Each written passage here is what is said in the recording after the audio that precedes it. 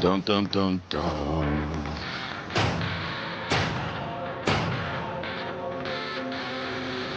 Little pig, let me in.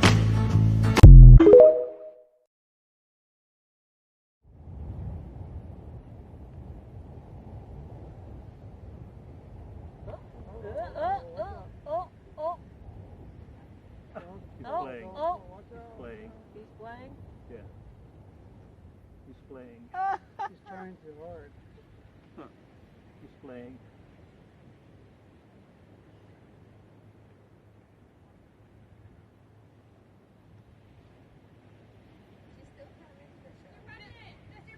Mr. President! President, just a word.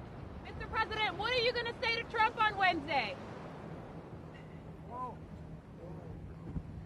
Mr. President, what are you going to talk with Trump on Wednesday? Now to the latest in Washington. Today, President Joe Biden will host President-elect Donald Trump at the White House. The White House didn't offer any details about what these two will discuss, although this type of meeting is customary between the outgoing and incoming presidents. The meeting is meant to mark the start of the peaceful transfer of power. However, we should point out Trump did not do this for Biden after the 2020 election.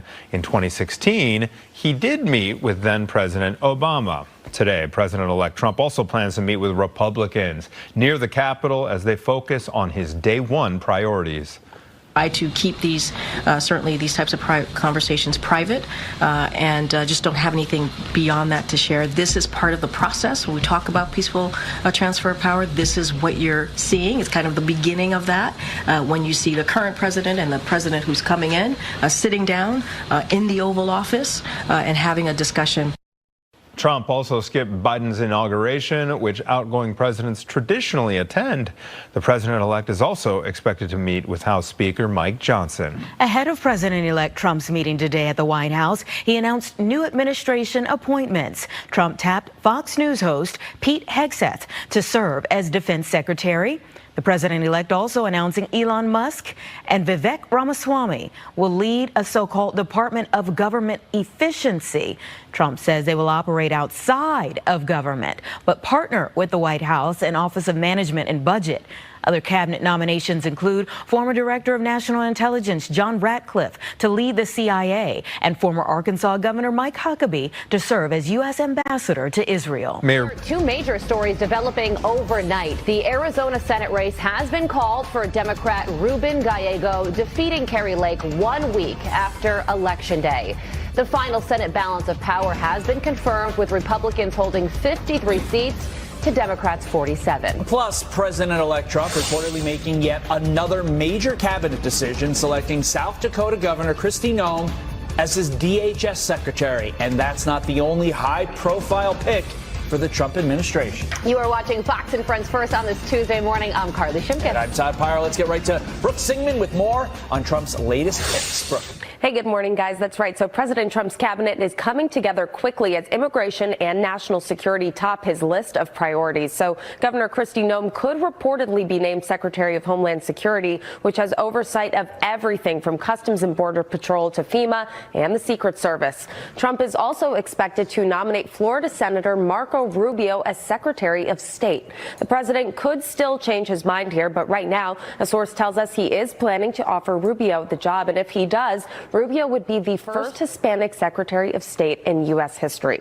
Sources also tell us Trump has also offered Florida Congressman Mike Waltz the role of White House National Security Advisor. The three-term Republican congressman was the first Green Beret ever elected to the House. So here's a look at some of the president's other cabinet selections, with immigration hardliners Stephen Miller and Tom Homan taking on senior roles.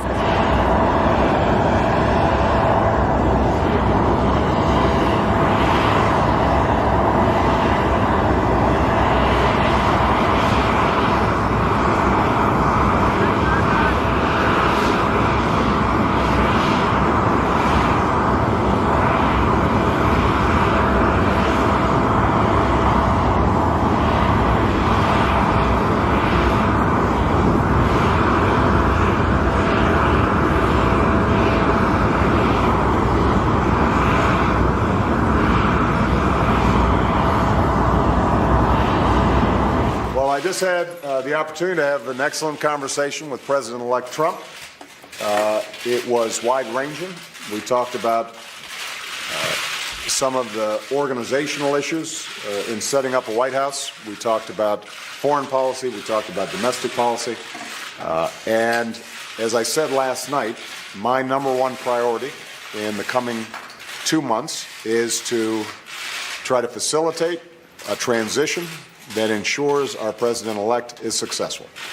I have been very encouraged by the, I think, interest in President-elect Trump's wanting to work with my team around many of the issues that this great country faces.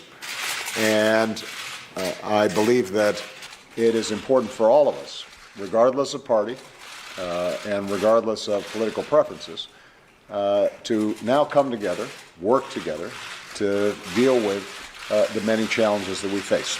And in the meantime, Michelle has had a chance to greet the incoming First Lady, and we had an excellent conversation with her as well, and we want to make sure that they feel welcome as they prepare to make this transition. And most of all, I want to emphasize to you, Ms. President-elect, that we now are going to want to do everything we can to help you succeed, because if you succeed, then the country succeeds. Please, sorry. Well, thank you very much, President Obama. This was a meeting that was going to last for maybe 10 or 15 minutes, and we were just going to get to know each other. We had never met each other. I have great respect. The meeting lasted for almost an hour and a half, and it could have, as far as I'm concerned, it could have gone on for a lot longer. We really, we discussed a lot of different situations, some wonderful and some difficulties. I very much look forward to dealing with the President in the future, including counsel. He explained some of the difficulties, some of the high-flying assets, and some of the really great things that have been achieved. So, Mr. President, it was a great honor being with you, and I look forward to being with you many, many more times in the future. Thank you, sir. Mr. President. Tough break for Cammy, huh? You just started a war. No, I just finished one. I am going to do everything in my power to end you. Listen here, I've been around a lot longer than you. Yeah, no shit. You never understood how this really works. You were always a good soldier for them, but not me. I didn't get plucked out of nowhere like you did. I spent 40 years hiding skeletons for those fucks. I knew you were fucking stupid, but this is insane. You really don't know the enemies you just made. We are going to erase you from history. Oh, like I give a fuck. I've made my bed. I'll lay in it. I know my family is protected. How about yours? How long do you think before investigations start? How long do you think you'll stay useful to them? Besides, give yourself some credit. You were the one that dared him to run, but now I gave him the Oval Office. How about you? Joe, what the fuck did you do? I don't remember. I'm just a crazy old man, right? Did you make a deal with him? Like I said, my family's protected. Hold on, I got someone who wants to talk to you. Hello, Barry. It's been quite a long time, hasn't it? This isn't fucking over. I'm not an idiot, Barry. I just play one on TV.